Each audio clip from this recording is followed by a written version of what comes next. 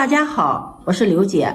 今天用紅薯搭配4个鸡蛋，分享一个新做法。出鍋顏值高，鬆軟香甜，比蛋糕還要好吃。做法簡單易學，想學的點擊屏幕上的有用，一起看看我是怎麼做的吧。首先，我們準備一塊紅皮紅瓤的紅薯，用削皮刀削去外皮。去皮後去掉兩頭。對半切開，這塊紅薯比較大，對半切開很硬，然後再切成薄片。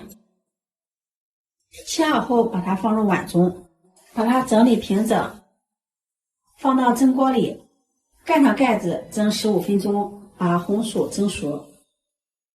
這個時間，我們再準備一個蘋果，把它放入大碗中，加入清水，再加入1勺食鹽。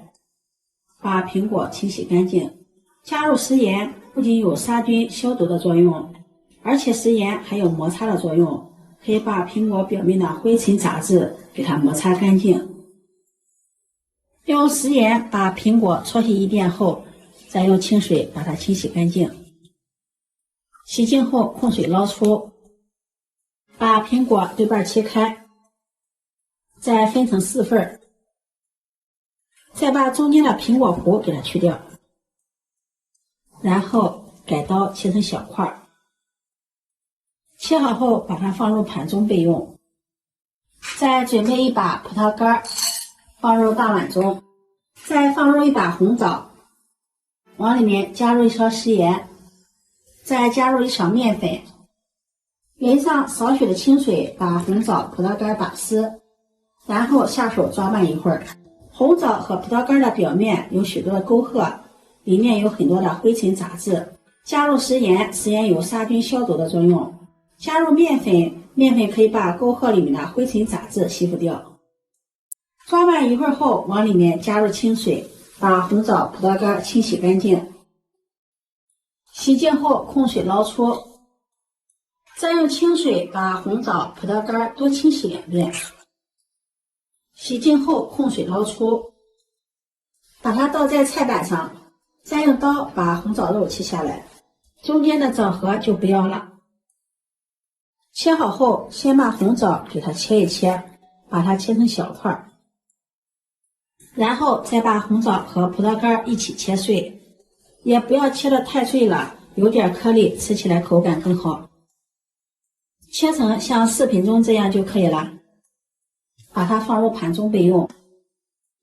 紅薯這會兒也蒸得差不多了，打開蓋子看一下，用筷子這樣搓一下，能夠輕鬆的搓透，紅薯就蒸好了。把它取出來，稍微晾涼一下。稍微晾涼後，往裡面再打入4顆雞蛋。雞蛋的多少可以根據紅薯的多少來添加，紅薯多我們就多放雞蛋，紅薯少就少放雞蛋。然後把它倒入破壁機中，切好的蘋果塊也放進來，蓋上蓋子，點擊果酥鍵，把它打成紅薯泥。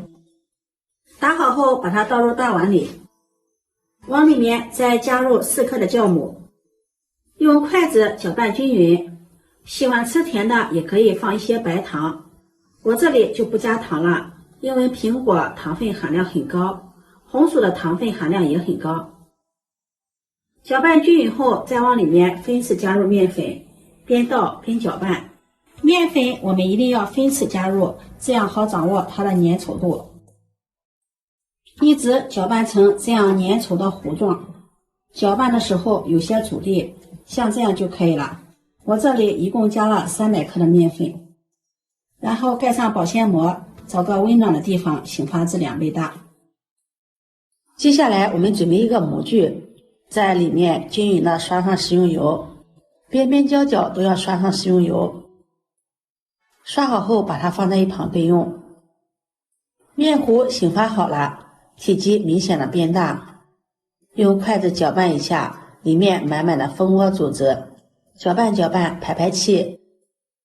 再放入1半的紅棗碎、葡萄乾碎，攪拌均勻。攪拌均勻後，把它放在模具中，整理平整，蓋上蓋子，2次醒發10分鐘。10分鐘後，我們打開蓋子看一下，體積明顯的变大了，变胖了。在上面撒点白芝麻点缀增香。再将剩下的紅棗碎、葡萄乾碎放上来，均匀的撒在面糊上面。再放上一些蔓越莓干，葡萄干、蔓越莓干酸酸甜甜的，孩子特別的愛吃。紅棗蒸過之後，棗香味特別的濃郁，這樣做出來的發糕口感更加的豐富。這一層果乾我們可以多放一些，放上厚厚的一層，這樣看上去既好看又好吃。再蓋上耐高溫的保鮮膜，把它放到蒸鍋裡，蓋上蓋子，上氣後計時，蒸50分鐘。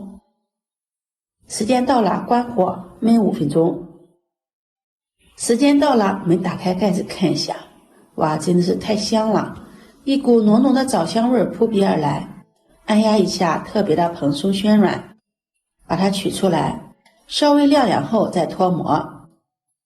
不燙手的時候，用脱模刀在四周劃一下，把它倒扣過來，看一下底部也是非常的光滑漂亮，金黄金黄的，特別的蓬鬆暄軟。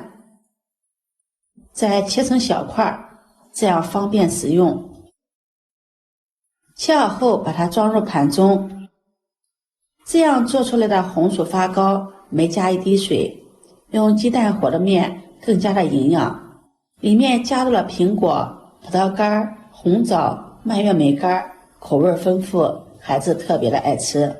發面的、清蒸的，蓬鬆暄軟，吃多了也不怕上火，老人孩子都適合，當做零食、早餐都是非常不錯的選擇。像面包一樣暄軟又香甜。自從學會這個做法，孩子想吃面包再也不用出去買了，自己在家做，沒有任何的添加劑，乾淨衛生，吃着又健康。如果你喜歡，就收藏起來試試吧。喜歡我的視頻，記得點讚、關注、轉發，點我頭像可以看到更多美食視頻。我每天都會發布不一樣的視頻，我們下期視頻再見。